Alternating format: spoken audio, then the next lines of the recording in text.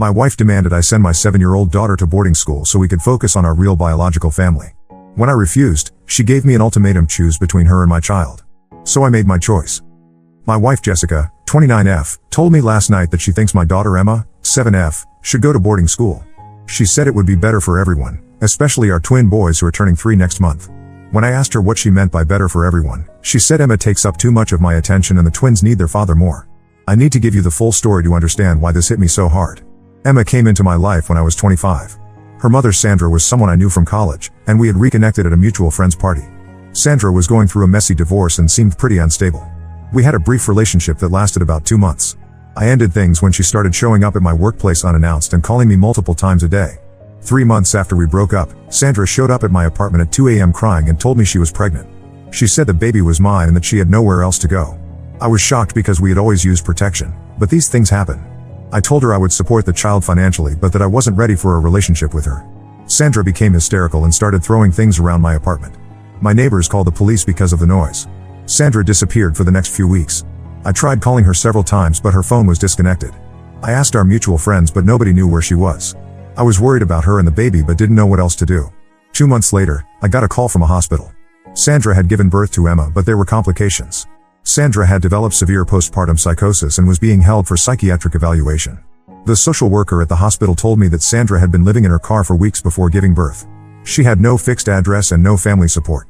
They needed to know if I would take custody of Emma or if she would go into the foster system. I asked for a paternity test, which confirmed Emma was mine. I went to see Emma in the hospital. She was so small and had to stay in the NICU for an extra week because she was underweight. The nurses said Sandra had only visited twice since giving birth and seemed completely disconnected from reality. When I held Emma for the first time, something changed in me. I knew I had to take care of her. I brought Emma home when she was 3 weeks old. Sandra was released from the psychiatric hold but disappeared again. I hired a private investigator to find her because I wanted to make sure she was okay and to establish some kind of custody arrangement. The investigator found that Sandra had moved to another state and was living with a relative. She had told her family that she gave the baby up for adoption and didn't want any contact. I tried to reach out to Sandra through her family, but they told me she was still getting treatment and didn't want to be involved in Emma's life. I stopped trying after that because I didn't want to make things worse for Sandra or confuse Emma when she got older. Raising Emma alone was difficult but I managed. I had a good job in marketing and could afford decent childcare. Emma was a quiet baby but she started walking and talking early. She was always curious about everything and loved books. I read to her every night and we had our routines. When Emma was 4, I met Jessica through work.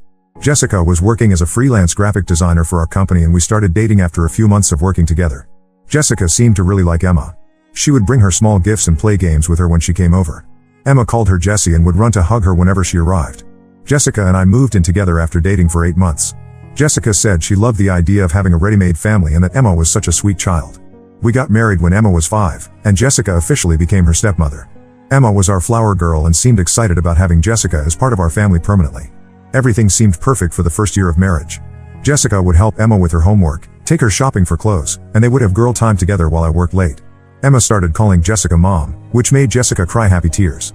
I thought we had built something really good together. Jessica got pregnant with the twins about 6 months after we got married. She was excited but also nervous about having her first biological children. During the pregnancy, she started reading a lot of parenting books and joining online forums for mothers. She became more particular about Emma's behavior and started implementing stricter rules around the house. When the twins were born, everything changed. Jessica was exhausted from nursing and taking care of 2 babies. Emma tried to help by bringing diapers and bottles, but Jessica started getting irritated when Emma made noise or wanted attention. She would snap at Emma for running in the house or playing music too loudly. I tried to balance my time between helping with the twins and maintaining my relationship with Emma.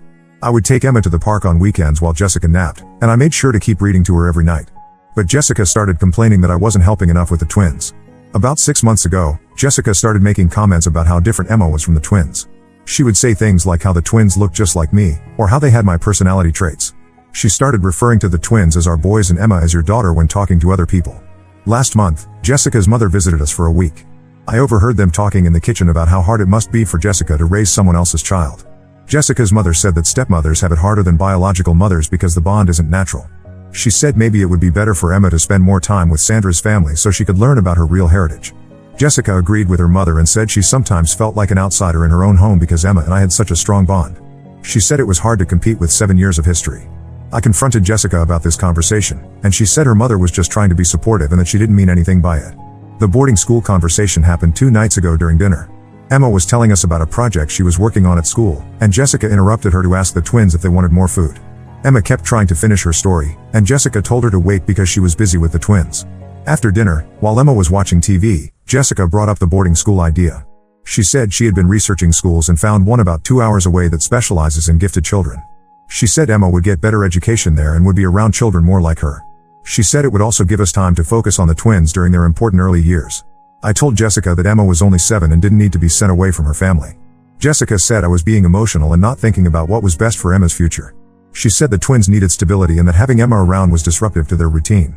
She said Emma was old enough to understand that sometimes families have to make hard decisions. I asked Jessica if she really thought sending Emma away was the right thing to do. Jessica said she had been thinking about it for months and that it would benefit everyone. She said Emma would get a better education, the twins would get more attention, and we could focus on being a proper family unit. That's when I realized Jessica had been planning this for a while. She had researched schools, talked to her mother about it, and made up her mind without really including me in the process. She had presented it as a suggestion, but it was clear she expected me to agree. I told Jessica I needed time to think about it, but I already knew there was no way I would send Emma to boarding school. Emma has been through enough disruption in her short life, and I wasn't going to add to it by sending her away from the only stable home she's ever known. Jessica got upset and said I always chose Emma over our marriage. She said she had tried her best to be a good stepmother but that it was impossible when I always put Emma first. She said she couldn't keep pretending that raising someone else's child was the same as raising her own children. I didn't know what to say to that. Jessica went to bed early, and I sat up thinking about how we got to this point. Emma came downstairs around 9 p.m. and asked me if everything was okay because she heard raised voices. I told her everything was fine and read her an extra story before bed. Now I'm sitting here at 2 a.m. trying to figure out what to do. I love Jessica, but I can't send Emma away to make our marriage work. Emma didn't choose this situation, and she deserves to have her father in her life. Jessica knew Emma was part of the deal when we got married, and I thought she genuinely cared about her. I'm worried about what this means for our family. The twins are too young to understand what's happening, but Emma is smart and she's starting to pick up on the tension. I don't want her to grow up feeling unwanted or like she's a burden. I don't know if this is something we can work through or if this is the beginning of the end of my marriage. Jessica seems to have made up her mind about what she wants, and I know what I can't compromise on. I just never thought it would come to choosing between my wife and my daughter. Update 1: I wanted to update everyone on what happened after my last post. The situation got much worse before it got better, and I learned some things about Jessica that I wish I had known earlier. The day after I made my post, Jessica brought up the boarding school idea again. This time she had printed out brochures and applications. She had even contacted 3 different schools and scheduled virtual tours. She showed me the materials over breakfast while Emma was getting ready for school. Jessica explained that she had spoken to the admissions director at one school, and they had an opening for the spring semester. She said we could visit the campus the following weekend and that Emma could start after Christmas break. She had worked out all the details including transportation and holiday schedules. I told Jessica again that I wasn't comfortable sending Emma away. Jessica got frustrated and said I wasn't even willing to consider what might be best for Emma's education. She said the schools had better resources than our local elementary school and that Emma would thrive in a more challenging environment. When Emma came down for breakfast, Jessica showed her the brochures and started talking about how exciting it would be to live at a school with other smart kids. Emma looked confused and asked if she had done something wrong. Jessica quickly said no and that this was about giving her better opportunities. Emma asked me if she had to go to the boarding school. I told her nobody was making her go anywhere and that we were just looking at options. Jessica gave me a look that clearly showed her displeasure, but I wasn't going to lie to Emma about something this important. That afternoon, I got a call from Emma's teacher asking if everything was okay at home. She said Emma had been quiet and distracted in class and had asked her if children could choose where they lived. The teacher was concerned that Emma might be dealing with some family stress. I assured the teacher that everything was fine and that we were just exploring some educational opportunities. But I realized that Emma was more aware of what was happening than Jessica and I had thought. Children pick up on tension even when adults think they're hiding it well. That evening after Emma went to bed, Jessica and I had our first real argument about the boarding school situation. Jessica accused me of undermining her in front of Emma and said I was confusing the child by not presenting a united front. She said married couples should make decisions together and that I was treating her like her opinion didn't matter. I told Jessica that I had listened to her opinion, but that I disagreed with it. I said sending Emma away wasn't something I could compromise on, and that I thought it would be harmful to Emma's emotional development. Jessica said I was being stubborn and that I wasn't considering the impact on our marriage or the twins. The argument escalated when Jessica said that Emma would eventually choose to live with Sandra anyway, so it would be better to prepare her for independence now. She said most children from broken homes end up seeking out their biological parents when they get older, and that I was setting myself up for disappointment. I was shocked that Jessica would say something like that. I told her that Sandra had made it clear she didn't want to be part of Emma's life, and that Emma considered our home her real home. Jessica said I was being naive and that blood relationships always win out in the end. That weekend, Jessica arranged for her mother to babysit the twins while we visited one of the boarding schools. I agreed to go because I wanted to understand what Jessica was thinking, but I made it clear that I was just gathering information. The school was actually quite impressive. They had small class sizes, excellent facilities, and a strong academic program. The admissions director explained their philosophy and showed us the dormitories and classrooms. Emma seemed interested in some of the activities they offered, particularly their library and art studio. During the tour, I noticed Jessica asking detailed questions about visiting schedules and holiday breaks. She seemed particularly interested in their policy about mid-semester withdrawals and whether parents could extend stays if needed. I found it odd that she was asking about extending stays when we were supposedly just exploring options. On the drive home, Emma fell asleep in the backseat. Jessica started talking about how perfect the school would be for Emma and how happy she seemed during the tour. She said Emma would make friends with children from similar backgrounds and wouldn't feel different or out of place. I pointed out that Emma had never said she felt different or out of place at home or at her current school. Jessica said that was because Emma didn't know any different, but that she would appreciate having more opportunities when she got older. The conversation took a strange turn when Jessica started talking about how much easier our home life would be with just the twins. She said we could establish better routines, take family vacations more easily, and focus on the twins' development without distractions. She said Emma would visit during holidays and summers, so it wasn't like we were losing her permanently.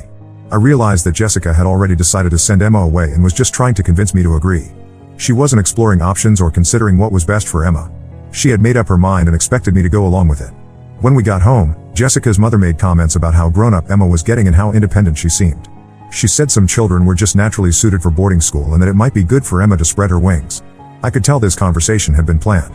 That week, I started paying closer attention to how Jessica interacted with Emma versus the twins. I noticed that she was much more patient with the twins when they made messes or were loud. When Emma spilled juice at breakfast, Jessica sighed heavily and made her clean it up herself. When one of the twins spilled the same juice later that day, Jessica cleaned it up without comment and said accidents happen. I also noticed that Jessica had stopped including Emma in conversations about family activities. When we talked about weekend plans or upcoming holidays, Jessica would discuss what we were doing with the twins but wouldn't mention Emma unless I brought her up specifically. The breaking point came the following Thursday. I came home from work to find Jessica packing a suitcase in Emma's room. She said she had spoken to the boarding school and they could accommodate Emma for a trial week to see how she liked it. She had planned to take Emma there that weekend without discussing it with me first. I told Jessica she couldn't take Emma anywhere without my permission, and that I wasn't agreeing to any trial periods. Jessica said she was trying to make the transition easier for everyone and that I was being unreasonable. She said Emma needed to see what her options were before making a decision. I pointed out that Emma was 7 years old and couldn't make decisions about her living situation. Jessica said Emma was mature for her age and that she deserved to have input into her future. She said keeping Emma trapped at home wasn't fair to her or to our family. That's when I realized Jessica had been planning this for much longer than she had admitted. She had contacted the school, arranged for Emma to stay there, and packed her belongings without telling me. She wasn't asking for my opinion anymore. She was informing me of her decision. I told Jessica to stop packing and that Emma wasn't going anywhere. Jessica started crying and said I didn't understand how hard it was for her to try to be a mother to someone else's child while taking care of her own babies. She said she had tried her best but that it wasn't working. Jessica said she loved Emma but that she couldn't keep pretending that raising her was the same as raising the twins. She said she needed to focus on her biological children and that Emma would be better off in an environment where she was wanted for who she was, not just tolerated. I was stunned that Jessica would say Emma was just tolerated in our home. I asked her if that was really how she saw our family. Jessica said she had tried to love Emma like her own child, but that it wasn't natural and she couldn't force feelings that weren't there. Emma came home from school while we were arguing. She saw the suitcase and asked if we were going on a trip. Jessica told her they were going to visit the boarding school for a few days to see if she liked it there. Emma looked at me with confusion and asked if I was coming too. I told Emma that nobody was going anywhere and that we needed to talk as a family. Jessica objected and said she had already made arrangements. I told Jessica that if she tried to take Emma anywhere without my consent, I would call the police. That evening after Emma went to bed, Jessica and I had the most serious conversation of our marriage. She admitted that she had been struggling with her role as Emma's stepmother since the twins were born.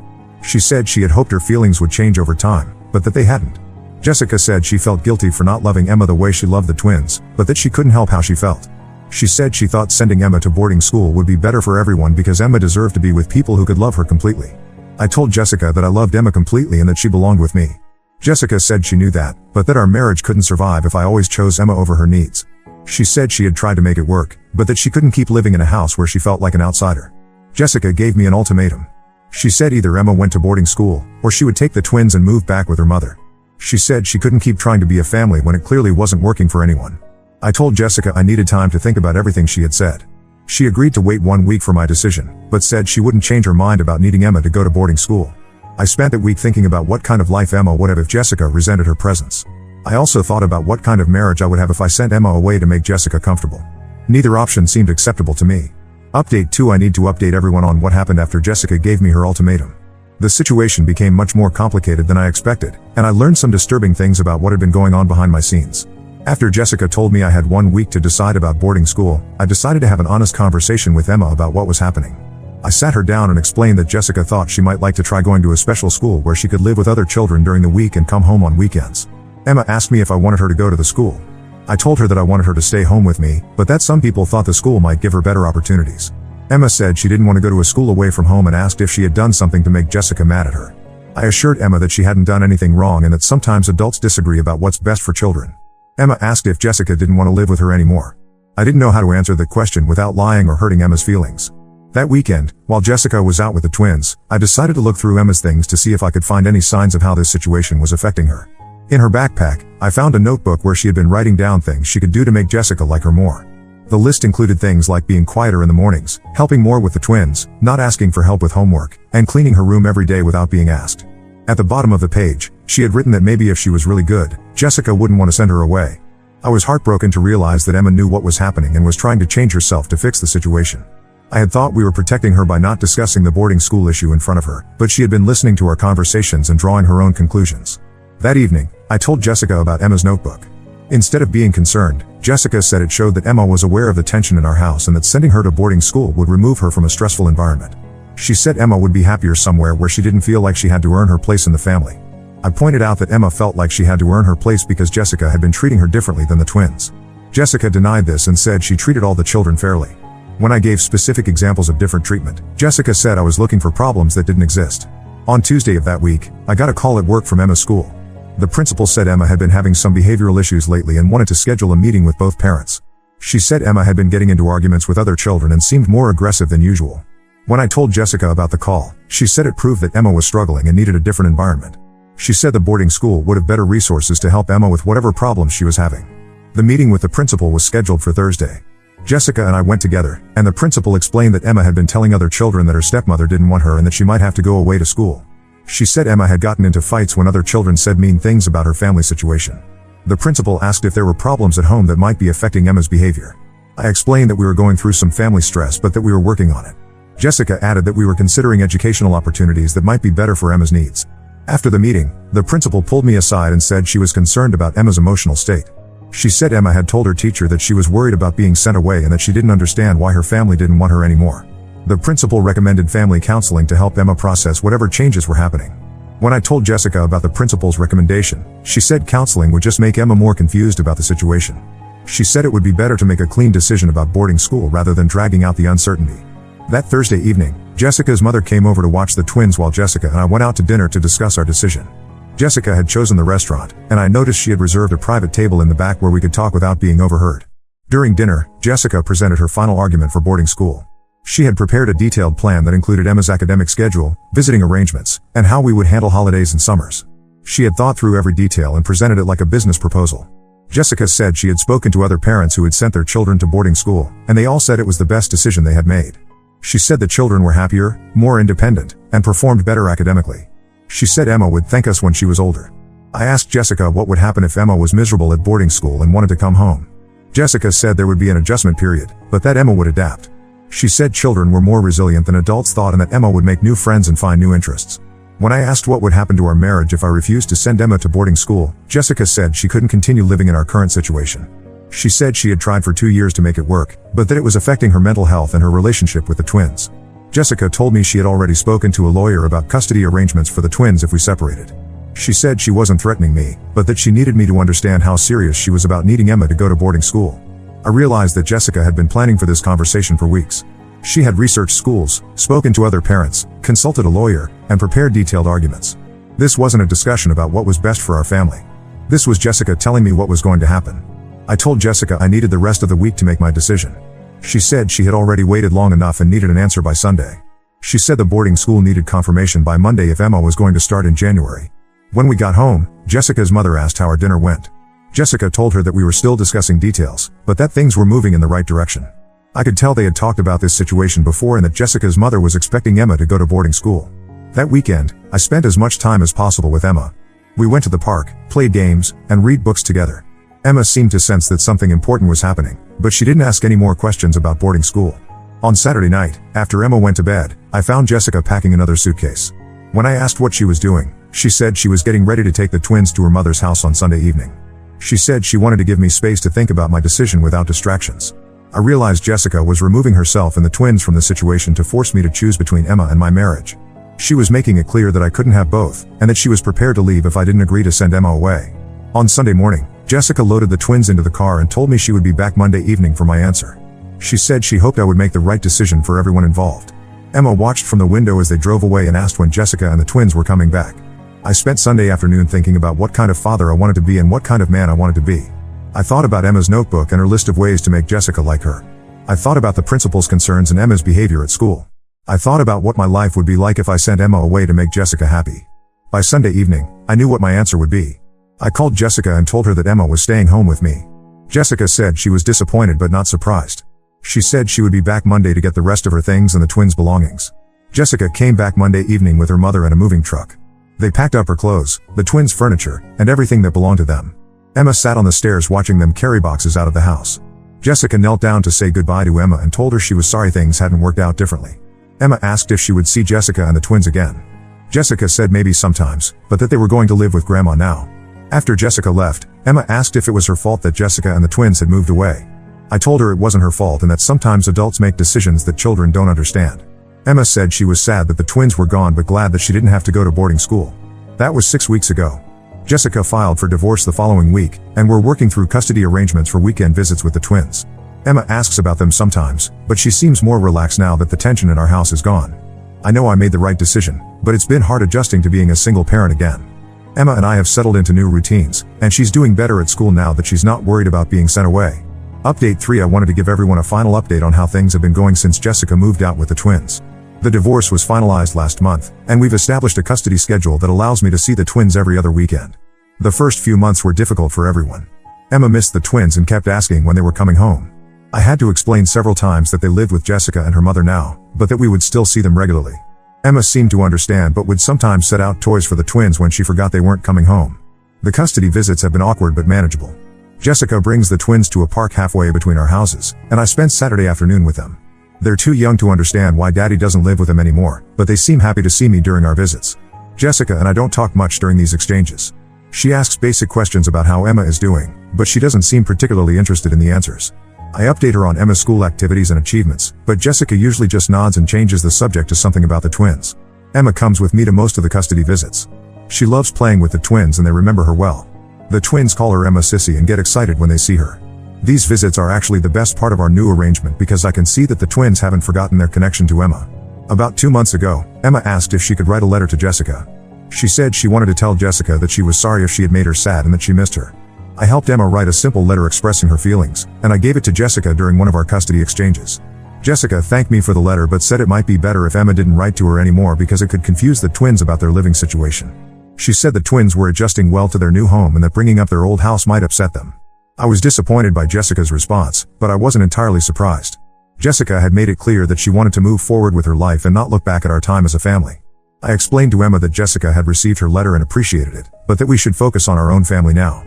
Emma's behavior at school has improved significantly since the household tension ended. Her teacher says she's more focused in class and gets along better with other children. Emma joined the school's art club and has made several new friends who come over for play dates. The house feels quieter with just Emma and me, but it also feels more peaceful. We've established routines that work for both of us, and Emma seems more secure now that she doesn't have to worry about being sent away. She still has her own room and all her belongings, and she knows this is her permanent home. I've had time to think about what went wrong in my marriage with Jessica. I realize now that Jessica probably never fully accepted Emma as part of our family, even though she acted like she did in the beginning. The stress of having her own biological children made it impossible for her to continue pretending that she felt the same way about Emma. I don't think Jessica is a bad person, but I think she was overwhelmed by trying to be a stepmother while raising twins. She probably genuinely believed that sending Emma to boarding school would solve our family problems. She couldn't see that it would have created different problems and hurt Emma in ways that couldn't be fixed. Emma and I have talked about what happened in terms she can understand. I've explained that Jessica loved her but felt like she couldn't take care of everyone at the same time. Emma seems to accept this explanation and doesn't blame Jessica for leaving. She sometimes says she wishes things could have been different, but she doesn't seem traumatized by the experience. The financial aspects of the divorce were straightforward since we had only been married for 2 years and didn't have many shared assets. I kept the house and my retirement accounts, and Jessica took her car and personal belongings. We don't pay each other any support since we both have good jobs and are responsible for our own children. I've started dating again recently. I met someone through Emma's school who is also a single parent. We've been taking things slowly and including our children in group activities rather than trying to blend our families too quickly. I've learned from my experience with Jessica that it's important to be completely honest about expectations and boundaries from the beginning. Emma likes my new friend and her daughter, but she's made it clear that she's happy with our family the way it is now. She's not looking for another mother figure, and she's protective of our time together. I've assured her that no one will ever make decisions about her life except me, and that she will always be my priority. Looking back, I'm glad I chose to keep Emma with me rather than sending her to boarding school to save my marriage. Emma is thriving in her familiar environment with the security of knowing she belongs here. She's doing well academically, socially, and emotionally. I sometimes wonder what would have happened if I had made different choices, but I know I made the right decision for Emma and for myself. A marriage that required me to send my daughter away wasn't worth saving. Emma deserved better than that, and so did I. The twins are doing well according to Jessica. They're walking and talking more, and they seem happy in their new home with Jessica and her mother. I miss having them around every day, but I'm grateful that I get to see them regularly and maintain a relationship with them. This whole experience taught me that family is about more than just living in the same house or sharing DNA. Family is about commitment, loyalty, and putting the needs of children first. Emma and I are a family, and that hasn't changed despite everything that happened. I don't regret marrying Jessica because it gave me the twins, who I love deeply. But I'm relieved that Emma and I can move forward without the constant stress of trying to make an impossible situation work. Sometimes the best thing you can do for everyone is to admit that some relationships aren't meant to last. Emma is 8 now and doing well in school. She still misses the twins and Jessica sometimes, but she's adapted to our new normal. She knows she's loved and wanted, and that's what matters most. We're building a good life together, and I'm optimistic about our future. Now let's move to the next story. Story 2. My family treated me like an outsider my whole life and wanted to give me up for adoption. Then they got mad when I refused to share my grandparents' inheritance. I'm Caleb, 28M, and my parents, especially my mom, have consistently shown favoritism towards my older sister Laurel, 30F, for as long as I can remember. I never understood why, but it's been a constant source of pain and frustration throughout my life. When I was born, my parents were struggling financially and emotionally.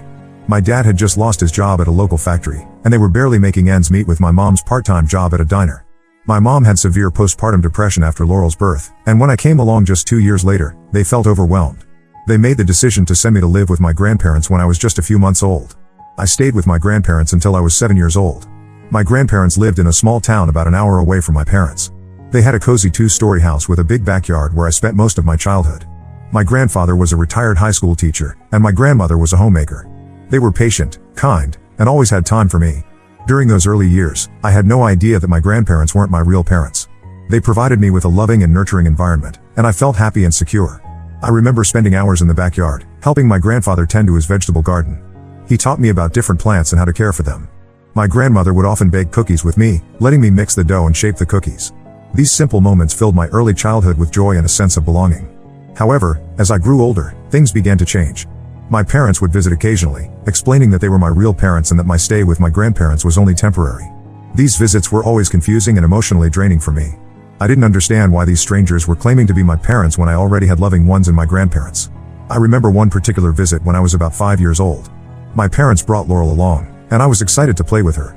But Laurel seemed disinterested and clung to our mom the whole time. When I tried to show her my favorite toys, she knocked them out of my hands and started crying. Our mom immediately comforted her, shooting me a disapproving look as if I had done something wrong. That was one of the first times I felt the sting of favoritism, even though I couldn't fully understand it at the time. When I turned 7, my parents brought me back to live with them. I was excited at first, thinking I'd finally be part of a normal family. But reality quickly set in, and I realized how different life was going to be. My sister Laurel had always been the center of attention, and that didn't change when I arrived. One of the first things I noticed was that Laurel had her own room, while I had to sleep in a small converted storage space. It was barely big enough for a bed and a small desk. The walls were bare and there was only one tiny window near the ceiling. My parents said it was because Laurel needed her privacy as a growing girl, but it felt like another sign that I wasn't as important. Whenever I tried to decorate my tiny room or make it feel more like home, Laurel would complain about the noise or the smell of paint. My parents always sided with her. School was another area where the favoritism was glaringly obvious. When Laurel got good grades, my parents would throw small parties and shower her with gifts. I remember one time when Laurel got an A on a difficult math test. Our parents took her out for ice cream and bought her a new bike. When I brought home straight A's on my report card a few weeks later, I was lucky to get a pat on the back. They'd often say things like, "Well, of course you did well, you had all that extra help from your grandparents." It felt like they were diminishing my achievements. Extracurricular activities were no different. Laurel was into dance and theater, and my parents never missed a single performance. They'd sit in the front row, beaming with pride, often with bouquets of flowers ready to present to her after the show. When I joined the debate team in middle school, I was thrilled. I worked hard and made it to the state finals in my first year. I was so excited to show my parents what I could do, but neither of them showed up. Their excuse? They had already committed to attending one of Laurel's dance recitals that day. I remember standing on the stage, scanning the audience, hoping to see their faces, but they weren't there. My grandparents came instead, cheering louder than anyone else in the auditorium. As we grew older, the favoritism became even more pronounced. When Laurel graduated high school, our parents threw a massive party. They rented out a local community center, invited all our relatives and Laurel's friends, and even hired a DJ. The highlight of the party was when they presented Laurel with a brand new car, a shiny red convertible with a big bow on it. For my graduation 2 years later, I got a watch and a small family dinner at a local restaurant. When I mentioned feeling hurt by the difference in celebration, my mom brushed it off, saying, "Well, Laurel is the oldest. It's different for the first child." When it came time for college, the disparity in treatment reached new heights. Laurel got into her dream school, a prestigious private university known for its performing arts program. It was expensive, way beyond what our family could comfortably afford. But my parents were determined to make it happen. They took out loans, dipped into their retirement savings, and even asked relatives to chip in. They said no sacrifice was too great for Laurel's future. When it was my turn to apply for colleges, I had worked hard and gotten into a good state university with a partial scholarship. I was proud of my achievement and excited about the prospect of studying business. But when I asked my parents about financial support, they told me I'd have to figure out my own funding because they had already spent so much on education. They suggested I take out student loans or look for more scholarships. It was a harsh reality check that made me feel like my education and future were less valuable to them than Laurel's. Throughout all of this, my grandparents remained my strongest supporters. They attended every event they could, celebrated my achievements, and always made me feel loved and valued. They often tried to speak to my parents about their treatment of me, but it never seemed to make a difference. My mom would usually dismiss their concerns, saying they were overreacting or that they didn't understand the challenges of raising 2 children. Now, fast forward to the present. Despite the lack of support from my parents, I've managed to build a successful career. I graduated from college with honors, working part-time jobs to support myself through school. After graduation, I landed a job at a growing tech startup. Through hard work and determination, I've worked my way up to a management position. I'm proud of what I've accomplished, even if my parents don't seem to fully appreciate it. I'm engaged to an amazing woman, Rachel, 27F, who understands my family dynamics and has been incredibly supportive. We met at a local charity event 3 years ago and hit it off immediately. Rachel comes from a close-knit family and was shocked when she first witnessed how my parents treated me. She's been my rock, encouraging me to stand up for myself and reminding me of my worth when family interactions leave me feeling down. We're planning our wedding for next summer, and I'm excited to start this new chapter of my life with her. My grandparents recently informed me that they've decided to leave their entire inheritance to me. They explained that they've been watching how my parents have treated me over the years, and they feel that I'll need the financial support more than Laurel, given the lack of support I've received from my parents. They also mentioned that they trust I'll take care of them in their old age if needed, as I've always been close to them. When my parents found out about this, they were furious. They're demanding that I split the inheritance with Laurel, claiming it's only fair. They argue that Laurel has always been an integral part of the family and deserves an equal share. They've even gone as far as to threaten not to attend my wedding if I don't agree to their demands. My mom called me selfish and ungrateful, saying I was tearing the family apart over money. Laurel has also gotten involved, sending me angry text messages accusing me of manipulating our grandparents. She claims that I've always been jealous of her and that this is my way of getting back at her and our parents. It's frustrating because I've never done anything to harm Laurel. I've only ever wanted to be treated equally. I'm torn about what to do. On one hand, I feel like this inheritance is a form of justice for all the years of favoritism I've endured. It's not just about the money, but about finally feeling valued and prioritized by someone in my family. On the other hand, I don't want to cause a permanent rift in the family. Despite everything, they're still my family, and the thought of losing them completely is scary. Rachel thinks I should stand my ground. She argues that my parents and Laurel have never considered my feelings, so why should I prioritize theirs now? She believes that accepting the inheritance as my grandparents intended would be a way of honoring their wishes and the love they've shown me throughout my life. But I'm worried about the long-term consequences. What if this decision leads to me being completely cut off from my family? What if they make my grandparents' last years difficult by creating drama over this decision?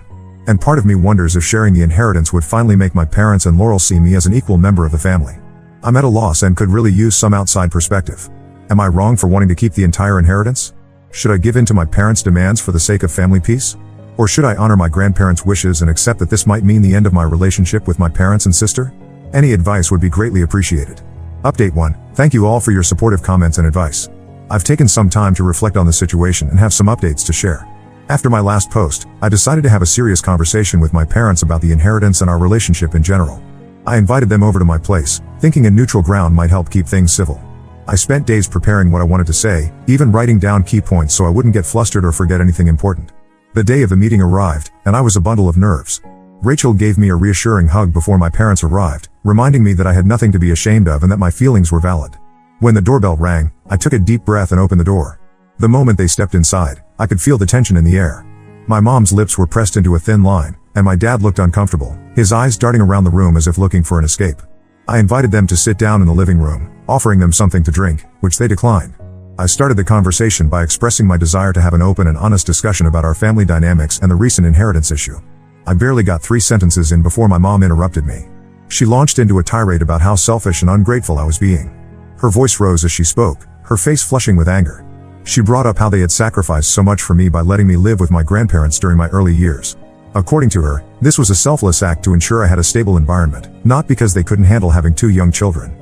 She painted a picture of them struggling to make ends meet but still making the difficult decision to send me to my grandparents for my own good. My dad mostly stayed quiet during this, occasionally nodding in agreement with my mom. His silence was familiar. He had always been passive in family conflicts, usually deferring to my mom's opinions and decisions. When I finally got a chance to speak, I tried to explain how their favoritism had affected me over the years. I brought up specific instances, the differences in our graduation celebrations, the disparity in support for our educations, the countless times Laurel's needs and wants were prioritized over mine. As I spoke, I could feel years of pent-up hurt and frustration pouring out. But they dismissed my feelings entirely. My mom went as far as to say that I was imagining things and that they had always treated Laurel and me equally. She accused me of being overly sensitive and reading too much into normal sibling dynamics. It was like she was rewriting our entire family history, creating a narrative where they had been perfect, loving parents to both their children. The conversation took an unexpected turn when I mentioned how they had funded Laurel's college education but left me to fend for myself. I thought this was a clear-cut example of their favoritism, one they couldn't possibly deny. But my mom's response shocked me to my core. She blurted out that the reason they hadn't helped me was that they had always viewed me as my grandparents' responsibility, not theirs. Her exact words were, "We only took you back when you were 7 because your grandparents insisted it was time for you to be with your real family. But in our hearts, you were always their child more than ours." I was stunned into silence. All these years, I had thought that living with my grandparents was a temporary solution to my parents' initial struggles. I had believed that deep down, they had always considered me their son, even if they didn't always show it. Finding out that they had essentially given me away and never really considered me their responsibility was devastating. The argument escalated from there. My parents demanded again that I split the inheritance with Laurel, arguing that she deserved it more because she had been a real part of the family all along. When I refused, my dad finally spoke up, threatening to contest the will when the time came. He mentioned getting lawyers involved, saying they wouldn't let me steal from Laurel.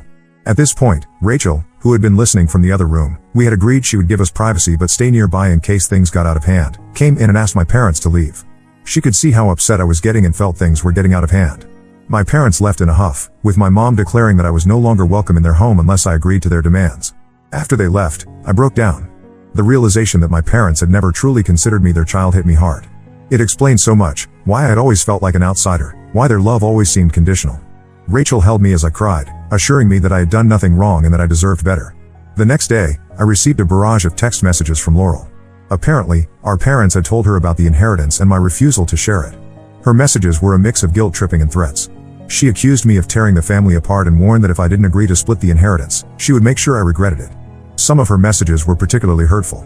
She wrote things like, "You were always jealous of me, and now you're trying to punish me for being the better child, and mom and dad should have left you with grandma and grandpa for good.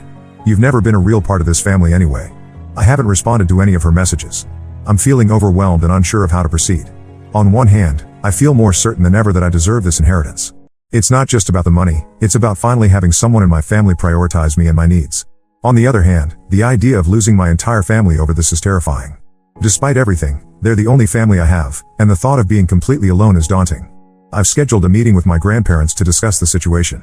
I want to make sure they understand the chaos their decision has caused and see if they have any advice.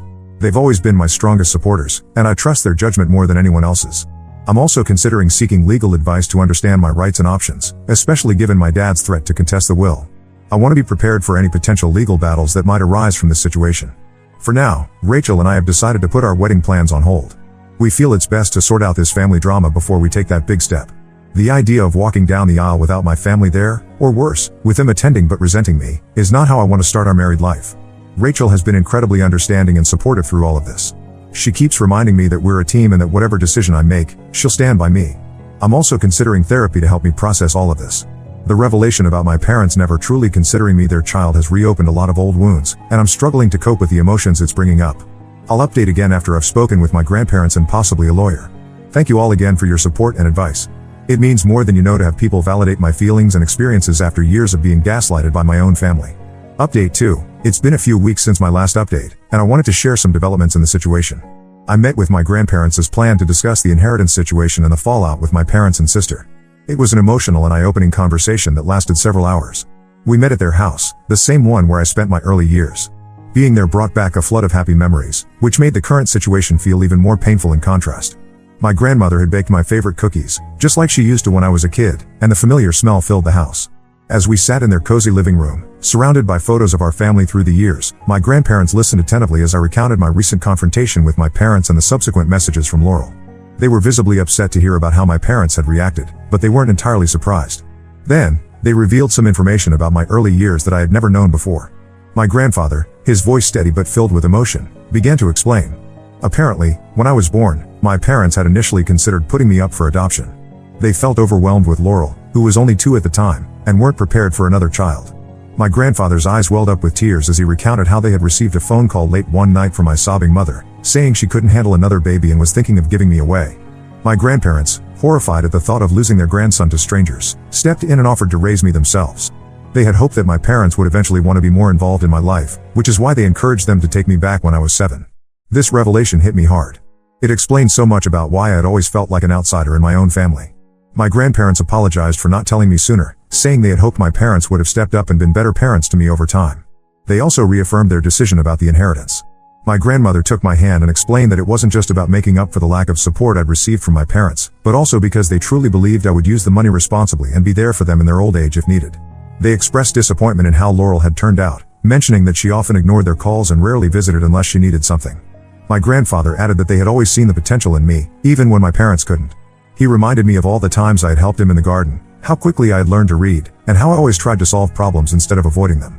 "You've got a good head on your shoulders, Caleb," he said, "and a kind heart. We know you'll do right by this inheritance." After this conversation, I felt a strange mix of sadness and relief. Sadness for the family relationship I had always longed for but never truly had, and relief at finally understanding why things had always been the way they were. Following my grandparents' advice, I consulted with a lawyer about the inheritance situation. The lawyer, a kind-faced woman named Mrs. Torres, listened carefully to my story and reviewed the documents my grandparents had provided. She assured me that as long as my grandparents were of sound mind when making their will, it would be very difficult for my parents or Laurel to successfully contest it. However, she advised documenting any threats or harassment from my family members, just in case. She also suggested that my grandparents might want to include a letter of intent with their will, explaining their reasons for their decision, which could help deter any legal challenges. With this information, I've made some decisions. I'm going to respect my grandparents' wishes and accept the inheritance when the time comes. I won't be sharing it with Laurel. I've decided to go no contact with my parents and Laurel, at least for now. I've blocked their numbers and social media accounts. The constant guilt-tripping and threats were taking a toll on my mental health. Rachel and I have decided to move forward with our wedding plans, but we're opting for a small, intimate ceremony rather than the larger event we had initially planned. We'll be inviting my grandparents and close friends only. These decisions weren't easy to make, but I feel like they're necessary for my well-being and my future. The therapist has been helping me understand that it's okay to prioritize my own happiness and mental health, even if it means distancing myself from toxic family members. Rachel has been my rock through all of this. She's been patient when I've needed to talk things through for hours, and she's given me space when I've needed time alone to process. Her unwavering support has made me even more certain that she's the person I want to spend my life with. As for the wedding, we're planning a small ceremony in a local botanical garden. It's where Rachel and I had our first date, so it holds special meaning for us. My grandparents are thrilled to be involved, with my grandfather offering to walk me down the aisle and my grandmother helping with the flower arrangements. I know these decisions might seem harsh to some, but I feel like I need to prioritize my own well-being and future. I'm tired of feeling like I have to earn my place in a family that never really wanted me. Thank you all for your support through this difficult time. I'll update again if there are any significant developments. Update 3. It's been a few months since my last update, and a lot has happened. I wanted to share some final developments in this situation. First, Rachel and I got married in a small, beautiful ceremony last month. It was everything we hoped it would be, intimate, joyful, and filled with love. The botanical garden was in full bloom, providing a gorgeous backdrop for our vows. My grandparents were there, beaming with pride. My grandfather did indeed walk me down the aisle, and I'll never forget the moment he squeezed my arm and whispered, "We're so proud of you, son." My grandmother had outdone herself with the flowers, creating stunning arrangements that perfectly complemented the natural beauty of the garden. We had about 30 guests, close friends and a few family members from Rachel's side. The absence of my parents and Laurel was noticeable, but not in a negative way. If anything, it reinforced that we had made the right decision. The day was filled with genuine laughter, heartfelt toasts, and a palpable sense of celebration. It felt like a new beginning, surrounded by people who truly cared for us. About a week after the wedding, I received a letter from my parents. The envelope sat on our kitchen counter for 2 days before I found the courage to open it. With Rachel by my side, offering silent support, I finally read its contents. The letter was unexpected, to say the least. My parents apologized for their behavior and treatment of me over the years. They admitted that they had always struggled to connect with me and had unfairly placed the burden of that struggle on me rather than examining their own actions. My mother wrote about her postpartum depression after my birth, acknowledging that it had affected her ability to bond with me but recognizing that it wasn't an excuse for years of emotional neglect. They explained that my grandparents had confronted them after our last meeting, laying out in no uncertain terms how their favoritism and neglect had affected me. This, combined with the reality of missing their son's wedding, had forced them to reevaluate their behavior. While the apology seemed sincere, they still expressed hope that I would reconsider sharing the inheritance with Laurel. This showed me that while they might regret their past actions, they still didn't fully understand the depth of the issue. After much consideration and discussion with Rachel and my therapist, I decided to respond with a letter of my own. I thanked them for their apology and acknowledged the difficulty they must have faced in writing it. I explained that while I appreciated their words, I needed time to process everything that had happened. Years of hurt and resentment couldn't be erased with a single letter, no matter how heartfelt. I made it clear that I wasn't ready to resume contact and that my decision about the inheritance was final. I also suggested that they seek family therapy to work through their own issues, especially concerning their relationship with Laurel and their understanding of fairness and equality in parenting. Speaking of Laurel, she reached out via email shortly after I received the letter from my parents. Her message was less apologetic and more accusatory. She claimed that our parents' apology to me had caused a rift between her and them, and she blamed me for destroying the family. She wrote about feeling betrayed by our parents' admission of favoritism and demanded to know what I had said to them to turn them against her. I chose not to respond to her email, feeling that any response would only fuel further conflict. On a more positive note, my relationship with my grandparents has grown even stronger. They've been incredibly supportive throughout this whole ordeal. We have weekly dinners together, and I'm helping them navigate some health issues they've been experiencing. My grandfather was recently diagnosed with early-stage Parkinson's disease, and I've been accompanying him to doctor's appointments and helping research treatment options. It feels good to be able to care for them the way they cared for me. Rachel and I are doing well. We're settling into married life and talking about starting a family of our own soon. The whole experience has made me even more determined to be a better parent than mine were, to create the kind of loving, supportive family environment I always wished I had. Rachel and I have had many discussions about parenting styles and family dynamics, determined to learn from the mistakes of the past. As for the inheritance, my grandparents are thankfully still in good health, so that's not an immediate concern. When the time comes, I plan to use it responsibly, possibly setting up a trust for our future children's education. I've also considered using part of it to start a scholarship fund for students who, like me, had to put themselves through college without family support. I'm still attending therapy, which has been incredibly helpful in processing my feelings and working through the trauma of my childhood. It's a journey, but I'm making progress.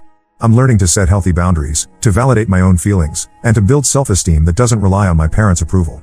In the end, while this situation brought a lot of pain and difficult truths to light, it also led to clarity and a chance for a fresh start. I'm focusing on the family I've chosen, Rachel, my grandparents, and our close friends, and looking forward to the future.